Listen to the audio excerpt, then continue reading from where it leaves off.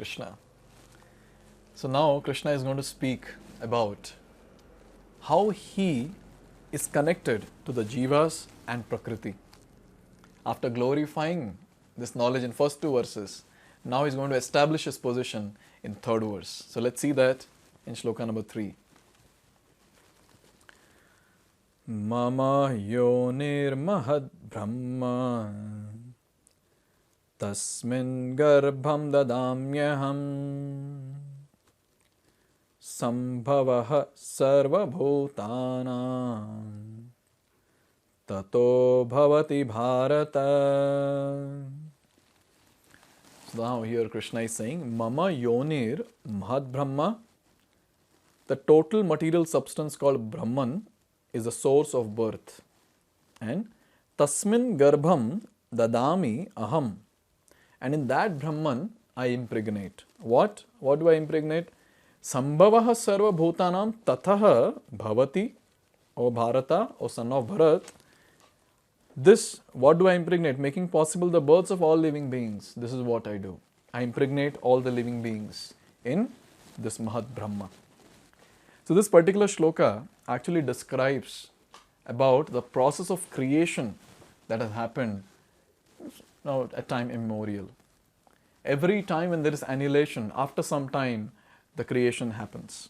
So how that creation starts, this is what is spoken here. Now there are some technical terms that we need to understand. The first term is pradhan.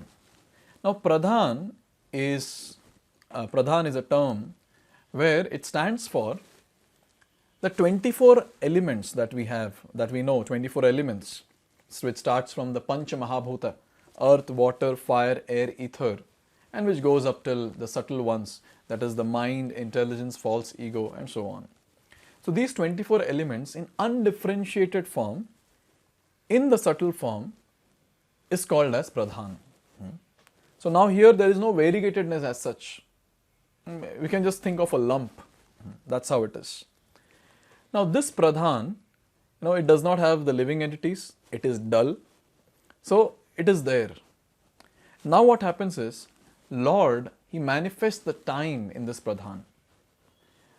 Now the quality of pradhan is that all the three modes of material nature, goodness, passion and ignorance, are in equilibrium. But then as soon as the time is manifested in this pradhan, at that time the three modes of material nature get agitated. Now they are no more in equilibrium. Now at this point of time, after the time gets manifested by the Lord, now the Lord, he impregnates this agitated pradhan with the living entities. Now when the Lord impregnates, when the Lord places the living entities in this agitated pradhan, what happens? Now it becomes a conscious prakriti, and now that is called as Mahat Tattva.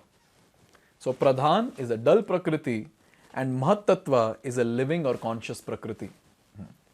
And obviously this Mahat Tattva is full of variegatedness and it contains many, many infinite universes. So in this way the creation happens. Now here the Lord is speaking about Mahad Brahma. So what is this Mahad Brahma? Mahad Brahma is the womb in which the Lord is going to place the seeds, that is the living entities. So now in chapter 7, in Shloka number 4, Krishna described about the dull Prakriti. What is that? Bhumirapo nalo vayor khammano buddhirevacha ahankaram iti yamme bhinna prakriti rashtadha. So the dull Prakriti consists of the earth, water, fire, air, ether, mind, intelligence, false ego. That is dull Prakriti, that is pradhan. That's what Krishna is saying. And after that comes the conscious Prakriti. Now Krishna places the living entities in this dull Prakriti, and by that what happens now? Now this dull Prakriti becomes conscious, and this conscious Prakriti is the source of all that we see around, including the bodies, including everything. And this also Krishna has spoken in Shloka number 5 of chapter 7. Apreyam mitastwanyam prakritim vidhi me param jiva bhuta mahabaho Yedam dharyate jagat. So in that particular shloka, Krishna is saying that I've got a superior energy of mine which exploits this inferior energy. Now in this way, we see that Lord is that eternal seed-giving Father. He places the living entities in the womb of the mother who is Prakriti. So now here it's very clear. Krishna is making it very clear that how he is the eternal Father of all of us. It's not just a philosophical point. Sometimes people might say, oh, you people are philosophically or sentimentally speaking this. It's not a sentiment, it's not some emotion, but it's a fact. It's a fact that Krishna is the eternal Father because he is the one who places all of us in this material world which is our mother. So in this way, we understand that how Krishna is our eternal parent or eternal Father. Here it is nicely said that sometimes people say that material nature give birth to the living entities. An analogy is given that in the pile of rice, the rice grains, so what happens is sometimes scorpions are born. And people say that scorpions are born out of rice. But the fact is that there are eggs which are there in that rice which are also white. And from that scorpions are coming out. So people who say that material nature give birth to all the living entities, it's equivalent to saying scorpions take birth from rice. Not understanding that the eggs were already there in the rice. Not understanding that the seed is given by the Father, the Purusha, or the Supreme Personality of Godhead.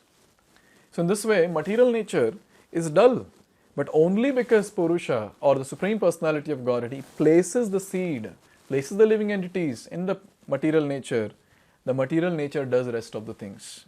The material nature becomes conscious. So here, when we talk about Mahad Brahma, we're talking about Pradhan, and when we're talking about Garbham, we're talking about Mahat Tattva. Hope this is clear now. And finally here it is said, thus every living entity, according to his past activities, has a different body created by this material nature, so that the entity can enjoy or suffer according to his past deeds. The Lord is the cause of all the manifestations of living entities in this material world. So when the Lord places the living entities in the womb of this material nature or in Pradhan, what happens? Now the Pradhan, or after the living entities are placed in Pradhan, it's called as Mahat Tattva. So now this conscious Prakriti, it starts awarding the bodies to the living entities. Based on what? Based on the past karma. Based on the past karma, the bodies are awarded, and these bodies will be the reason for all the sufferings and all the happiness that the person gets in that particular life. So in this way, Krishna has made it very clear that he is the eternal seed-giving Father. Now he continues the same theme. And he speaks about himself being the eternal parent exclusively in the next shloka. So let's see that in the next video. Hare Krishna.